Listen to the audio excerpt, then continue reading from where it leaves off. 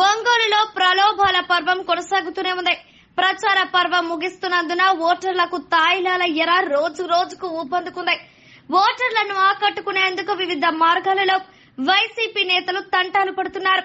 చీరల దగ్గర నుండి నిత్యావసర సరుకుల దాకా ఓటర్లకు పంచుతున్నారు. అందులో భాగంగా శుక్రవారం ఒంగోలులో వందలాది మంది ఓటర్లకు బియ్యం బస్తాల పంపిణీ బహిరంగంగానే జరిగింది. గతంలో ఎన్నడూ లేని విధంగా ఓటర్లను ఆకట్టుకునేందుకు వివిధ మార్గాలను ఎంచుకున్నారు. ఒక పక్క ఓటర్లకు నగదు పంపిణీ చేస్తూనే మరోపక్క తాయిలాల పర్వం కొనసాగుతుంది. ఇంకెందుకు ఆలస్యం, మీరు చూడండి.